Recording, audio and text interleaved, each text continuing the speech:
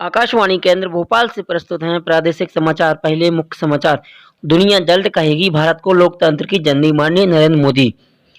प्रधानमंत्री नरेंद्र मोदी ने गुरुवार को नए संसद भवन के निर्माण की आधारशिला रखी। उन्होंने कहा कि संसद की नई इमारत आत्मनिर्भर भारत का गवाह बनेगी और इससे 21वीं सदी के भारत को आकांक्षाएं पूरी की जाएंगी। इस पल को ऐतिहासिक करार देते हुए प्रधानमंत्री ने कहा कि वह दिन दूर नहीं जब दुनिया भारत को लोकतंत्र की जननी मानेगी। उन्होंने यह भी स्पष्ट किया कि भारत में लोकतंत्र पर कभी आंच नहीं आ सकती, क्योंकि बात विवाद कुछ कहना और कुछ सुनना हमारे लोकतंत्र का प्रणय है।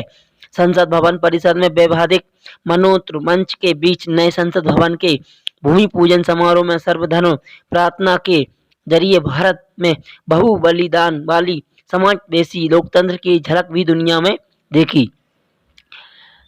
नए संसद भवन की अपनी पहचान बनाएगा। पीएम ने कहा कि नए संसद भवन अपनी पहचान स्थापित करेगा।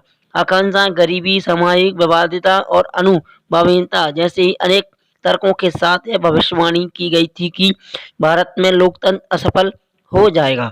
बंगाल में जेपी नड्डा के काफिले पर हमला, विजय वर्गीय घायल। मुकुल रॉय को भी आई चोट, एक कार्यकर्ता का सिर फटा।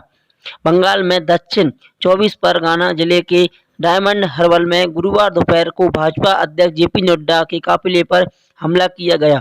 काफिले में शामिल सभी पार्टी के नेताओं की गाड़ियों पर जमकर पथराव हुआ। इसमें पार्टी के महासचिव कैलाश विजयवर्गीय व उपाध्यक्ष मुकेश रॉय को भी चोट आई।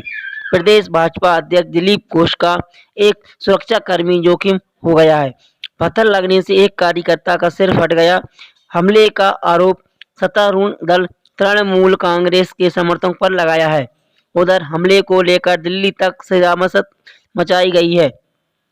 केंद्रीय गृह मंत्री ने मामले में राज्य सरकार से रिपोर्ट तलब की है कि यह हमला सिराकोल इलाके में उस वक्त हुआ जब जेपी नड्डा अपने काफिले के साथ ममता बनर्जी के भतीजे अभिषेक बनर्जी के संसदीय क्षेत्र डायमंड हार्बर में पार्टी कार्यकर्ताओं की बैठक को संबोधित करने जा रहे थे। काफिले में भाजपा सांसद अनुपम हजरा, संयुक्त महासचिव शिव प्रकाश व राष्ट्रीय प्रवक्ता साबित प्रवक्ता सहित कई नेता शामिल थे। काफिले की एक दर्जन से अधिक गाड़ियां पर पथराव किया गया। मुकेश अंबानी बने दादा। रिलायंस इंडस्ट्रीज के चेयरमैन और देश के सबसे अमीर शख्स मुकेश अंबानी दादा बन गए हैं। उनके बड़े बेटे आकाश श्लोका के घर गुरुवार को पुत्र का जन्म हुआ। आकाश ने हीरा कारोबी मेहता की बेटी श्लोका से शादी की थी। पाकिस्तान को महंगी पड़ी गोलाबारी, भारत ने मार गिराया 4 सैनिक। जम्मू कश्मीर संभाग के पुंछ जिले में मनकोट के सेक्टर में बुधवार देर रात से जारी पाकिस्तानी गोलाबारी का गुरुवार को भारतीय सेना ने करारा जवाब दिया। इसमें 4 पाकिस्तानी सैनिक मारे जाने की और कई घायल होने जाने की सूचना है, जबकि 3 से 4 पाकिस्तानी चौकियों को भी भारी क्षति पहुंचाई है। हालांकि तनावपूर्ण बने हुए हैं। सेना के बड़े अधिकारी घायल पर नजर रखे हुए हैं। नियंत्रण रेखा से सटे गांवों को दहशत और माहौल है। जानकारी के अनुसार बुधवार रात 10 बजे पाकिस्तानी सैनिकों ने पुंछ में नियंत्रण रेखा से सटे मनकोट सेक्टर और कृष्ण घाटी में भारतीय चौकियों को निशाना बनाते हुए गोलीबारी शुरू कर दी। भारतीय जवानों ने जब जवाबी कार्रवाई शुरू की तो दरअसल वह गोलीबारी आतंकवादियों की घुसपैठ करने के इरादे से की गई थी। भारतीय सैनिक साजिश की मंशा समझ गए और अपने जवानों को अलर्ट कर दिया गया।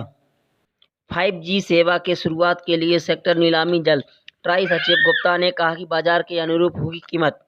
5G सेवा की शुरुआत के लिए सेक्टर की नीलामी के दिन बहुत दूर नहीं है।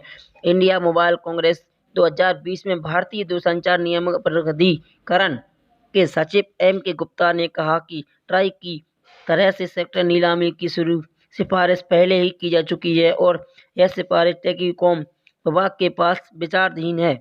उन्होंने कहा कि जल्द ही स्पेक्ट्रम की नीलामी शुरू कर सकती है। उन्होंने यह भी कहा है कि सेक्टर नीलामी की कीमत बाजार की उम्मीदों के अनुरूप होगी। टेलीकॉम कंपनियों की इस बात को लेकर आकांक्षा जाहिर कर चुकी है कि स्पेक्ट्रम नीलामी की कीमत अधिक होने की पर उन्हें नीलामी की हिस्सा नहीं लिए व्यवहारिक नहीं होगा।